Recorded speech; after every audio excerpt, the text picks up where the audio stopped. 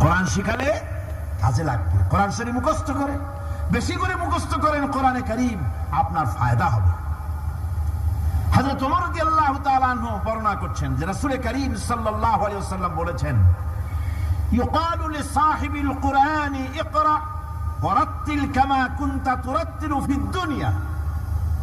কিয়ামতের দিন জান্নাতীদেরকে, বেহেশতীদেরকে আল্লাহ রাব্বুল আলামিন বলবেন, কোরআন শরীফ তেলাওয়াত করো আর উপরের দিকে উঠতে থাকো। কোরআনে যেভাবে দুনিয়ার বুকে কোরআনে কারীম তুমি মুখস্থ করেছিলে, ধীরে ধীরে তেলাওয়াত করতে, ওইভাবে ধীরে ধীরে কোরআন তেলাওয়াত করো আর উপরের দিকে উঠতে থাকো।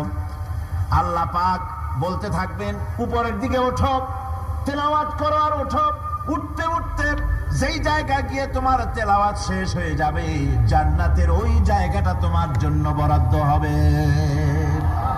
আবু দাউদ শরীফের হাদিস। জান্নাতের ওই জায়গাটা তোমার জন্য বরাদ্দ হবে।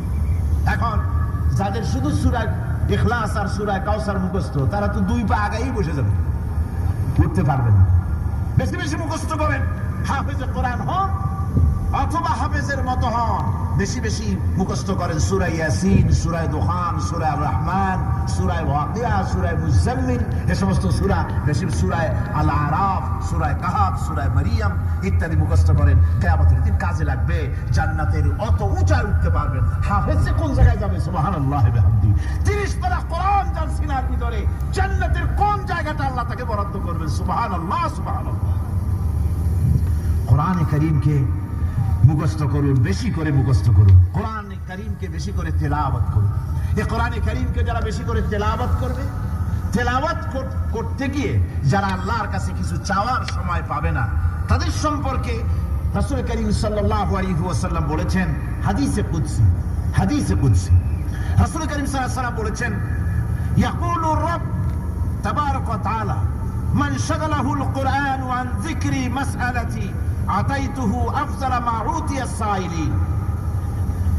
আল্লাহর নবী বলেন, আমার আল্লাহ পাক বলেছেন, কোরআন তেলাওয়াত করতে গিয়ে যারা ব্যস্ত থাকে, কোরআন তেলাওয়াত করতে করতে যারা আমার কাছে হাত পেতে কিছু চাওয়ার সময় পায় না, যারা আমার কাছে হাত পেতে কিছু চায়, তাদের থেকে তেলাওয়াতকারীদেরকে আমি রব্বুল আলামিন বেশি করে দেই।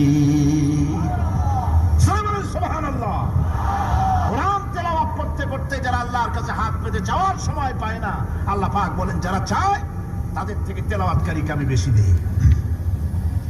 আমার বন্ধুগণ, শুধু তাই নয়, এই কোরআনে কারীম যারা তেলাওয়াত করবে, আমল করবে,